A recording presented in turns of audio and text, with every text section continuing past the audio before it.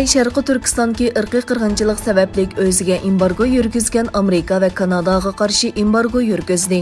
Xitoy Tashqi ishlar ministrligi bu davlatlardan kelgan bir qism shaxs va tashkilotlarning qora tizimlikka kirgizilganligini e'lon qildi.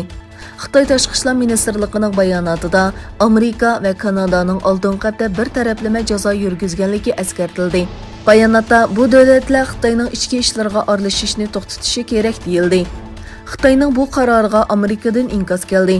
Tashqi ishlar ministri Blinken Xitoy kishilik huquq va asosiy erkinlikni qo'g'daydiganlarni qo'rqitish va jimiqtirishga urinyotidi dedi. Xitoyning bu yo'linishdagi urinishining Sharqi Turkistonda davomlashayotgan irqiy qirg'inchilik va insoniyatga qarshi turish jinoyati to'g'risidagi xalqaro tekshirishni texmo kuchaytirganligini ko'rsatgan Blinken Xitoyning Amerika Xalqaro diniy erkinlik komitetining ishga amaldoriga qaratgan o'ch elish qarorini aybladi. Amerikaning Kanada, ئەنگىليە, Yevropa ittifoqi va boshqa ittifoqdoshlarini Xitoyning Uyg'urlarga qaratgan kishilik huquq dafsandichiligiga xotima berishga chaqirganligini bayon qilgan Blinken Xitoyni xohlagancha qo'lga olgan etnik va diniy osonliklarni qo'yib berishga chaqirdi.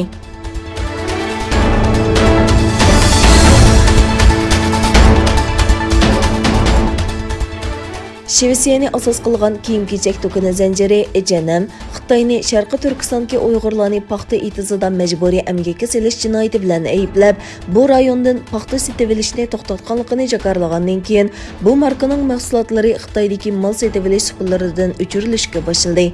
Nike, Adidas, Burberry, Uniqlo va Lacoste qatorliq dunyo markalarining Sharqi Turkistondan paxta sotib olmaydiganligini e'lon qilgandan keyin Xitoyning bu shirkatlarning mahsulotlarini elektronlik savdo tor bekatlaridan chiqarib etilganligi mo'ljallanmoqda.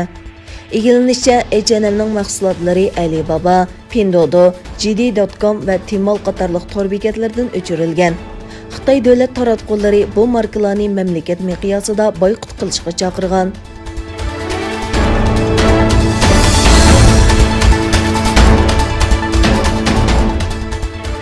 ئەنگىليە bosh مىنىستىرى Boris Johnson ئەنگىليەنىڭ Sharqi Turkistonda kishilik huquqi daxil taruz qilgan 4 Xitoy amaldori va bir organiga embargo yurgizish qaroridan keyin bu hafta oxirida Twitterda yo'llagan uchurida Uyg'urlarni tilga oldi.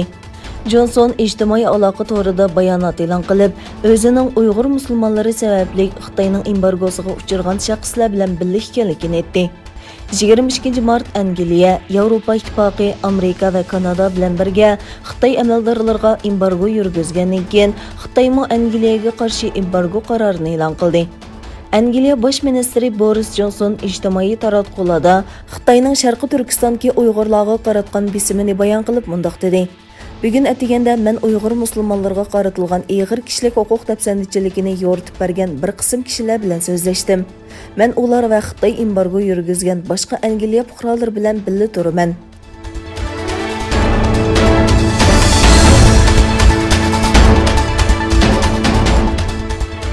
Amerika prezidenti Joe Biden ئەنگىليە bosh ministri Boris Johnson bilan o'tkazgan telefon suhbatida demokratik davlatlarni Xitoy tashabbus qilgan bir balvoq bir yo'l turiga qarshi bir tashabbusni o'tirg'a qo'yish taklifi bergan.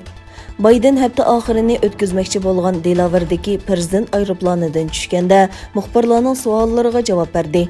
Biden ئەنگىليە bosh ministri Boris Johnson bilan telefonda ko'rishganligini tilga olib, o'zlarining klimat o'zgarishi va Shimoliy Atlantik ahdi tashkiloti ittifoqini kuchaytirish masalalarini muzokara qilganligini bildirdi. Biden mundaq dedi: "Biz yana Xitoy masalasini tilga olib, ularning yo'l va balvoq ustidagi raqobatini muzokara qildik. Men demokratik davlatlarning buningga o'xshash tashabbusini o'tirg'a qo'yib, qiyinchiligi bor ommaga yordam berishni tavsiya qildim."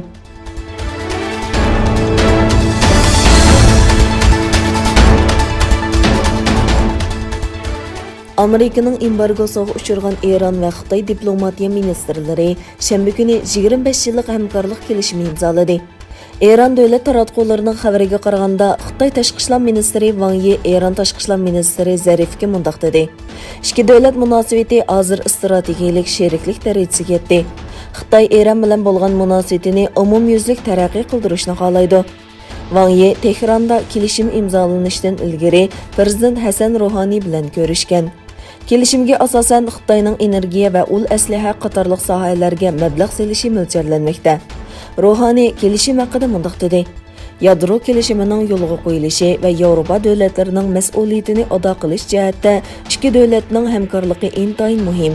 Wuhan virusi vaksinasiga kelsak, biz Xitoyning texnik ko'p vaksina bilan ta'minlanishini umid qilamiz.